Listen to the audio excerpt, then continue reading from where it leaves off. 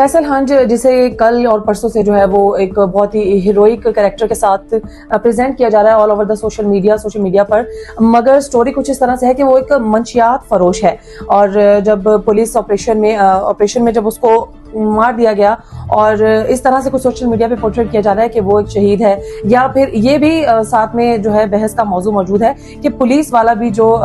जब किसी ऑपरेशन में या गोली लगने से जब डेथ हो जाती है तो क्या वो भी शहीद हैं या नहीं है। इन दोनों टॉपिक्स को बहुत ज्यादा डिस्कस किया जा रहा है और अगेन एज आई मेंशन कि फैसल हंज को एक हीरो की तरह पेश किया जा रहा है। इस पे आज के प्रोग्राम में हम बात करेंगे। मैं हूं नादिया नकवी रिव्यूज से।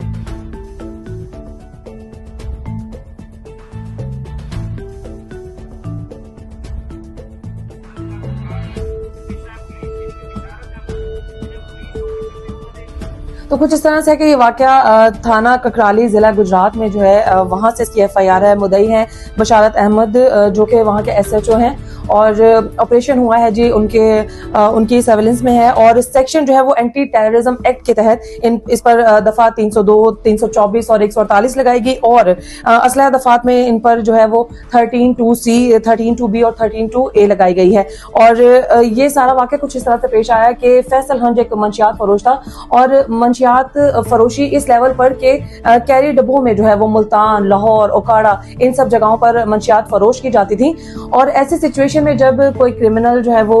पुलिस जब कंट्रोल ना कर पाए तो अक्सर औकात देखा जाता है कि पुलिस ये टेक्टिक इस्तेमाल करती है कि दो ग्रोहों को आपस में जो है वो लड़वा दिया जाता है। और मंशियात फरोशी का जो ये एक कारोबार है, ये जब शुरू हो जाए, काला कारोबार जब ये शुरू हो जाए तो एक ही एरिया में जो है ये चीज देखने में आती है कि उसी इंसान के सामने एक और ग्रोह खड़ा हो जाता है जो वो भी जो है इस कारोबार की तरफ अट्रैक्ट होकर पैसे से और पावर से तो वो भी मंशियात फरोशी में खुद को एंगेज कर लेते हैं। तो ऐसे दो ग्रोह जो है वो आपस में लड़ पड़े, ये एक आम सी मिसाल है। तो इस केस में भी इसी तरह से होता है कि मंशियात फरोश फैसल हंज और इसके साथ जो दूसरा ग्रोह है ये आमने सामने आ जाते हैं।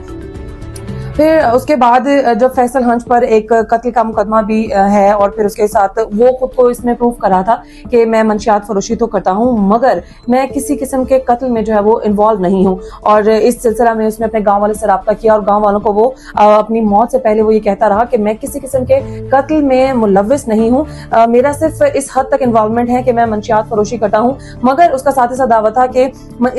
उसका कहना था और गाँव वालों के बकौल के फैसल हंज से कई घरों के जो है वो चूल्हे जलते थे।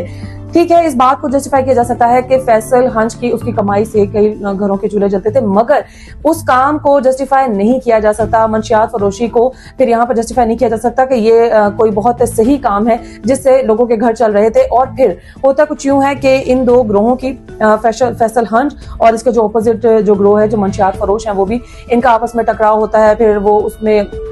एक बंदे का कत्ल जो है वो फैसल हंज के सर पर होता है। जब इसे सरेंडर करने को कहा जाता है तो फैसल हंज ये डिनाई करते हुए कि मैंने ऐसा कोई कत्ल नहीं किया और वो सरेंडर करने से मना कर देता है और साथ ही साथ वो पुलिस वालों को धमकी देता है कि मैं ये फलां जगह पर मौजूद हूँ। जो कि अना का मसला देखा जाए तो कई मरतबा ऐसा होता है कि मर्द जो है अपनी अना के हाथों कुछ गलत डिसीजन भी ले लेता है, कुछ गलत बातें, कुछ गलत जुमलों का जो है वो तबादला हो जाता है। तो फैसल हंज का ये कहना था कि जी मैं फलां जगह पर मौजूद हूँ, आपने जो करना है वो कर ले, मेरा कोई कुछ बिगाड़ नहीं सकता। और ये मुखबरी हो जाती है कि फैसल हंज फलां जगह पर मौजूद है, ये कहें कि उसने खुद से खबर दी या मुखबरी हो गई और पुलिस का जो है वो एक सर्च ऑपरेशन पुलिस की तरफ से शुरू किया गया। और वो पुलिस ऑपरेशन जो है उसकी ड्यूरेशन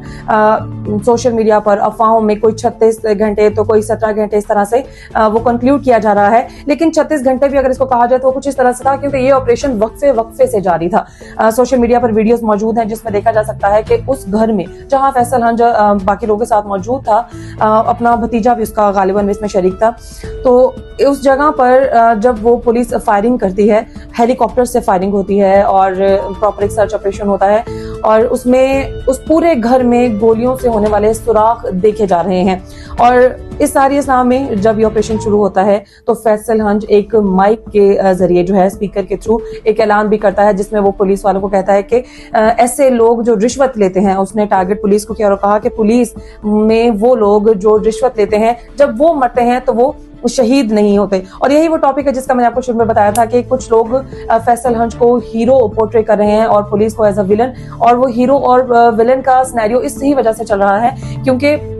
उसने रिश्वत लेने वालों को कहा कि जब वो मरते हैं वो शहीद नहीं होते, और खुद को क्योंकि वो इनसे फाइट कर रहा तो इस सारे सिनेरियो में उसको हीरो बनाया गया। मगर हमने दूसरी तरफ को देखना है कि यहाँ जो भी मामला थे, तो इस मुल्क में पाकिस्तान में अदालतें मौजूद हैं, कानून मौजूद है, पुलिस मौजूद है। आपने उसी रास्ते से होते हुए इंसाफ को जो है वो अप्रोच करना होता है। बकौल फैसल हंज अगर उसने वो कत्ल नहीं किया था और वो कोई झूठा मुकदमा था, कोई झूठा बयान था और झूठा केस उस पर डाला जा रहा था, तो उस सारे सिनेरियो में उसको करना था कि उसने अदालत का ही सहारा लेना था, और उसने भी जो है क्रॉस क्वेश्चनिंग, आपका केसेस, उसकी तरफ से केस करना और ये सब कुछ,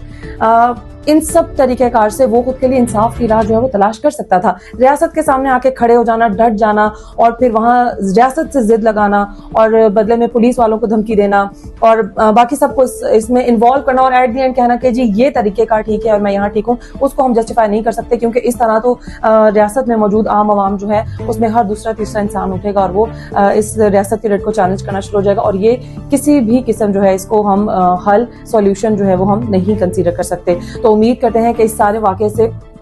ऑब्वियसली दुख होता है ऐसे वाकयात को सुनकर। पुलिस में भी जो है वो एक पुलिस एहलकार जो वो शहीद हुआ, और साथ फैसल हंज और उसके साथ जो साथी वहां पर मौजूद थे वो भी सब में मारे गए। दुख होता है ऐसी स्टोरीज को सुनकर, मगर बेहतर होता है कि सही वक्त पर जो भी मामला हैं उनमें सही डिसीजंस लिए जा सकें और कानून को जो है वो ऑब्वियसली उसी तरीके से फॉलो किया जा सके जिस तरीके पाकिस्तान में कानून जो है वो मौजूद है। इंशाल्लाह ताला इसी के साथ अच्छी उम्मीदों के साथ अगले रिव्यूज में मिलेंगे। तब तक के लिए अपनी होस्ट नादिया नकवी को इजाजत दीजिए। अल्लाह निगहबान।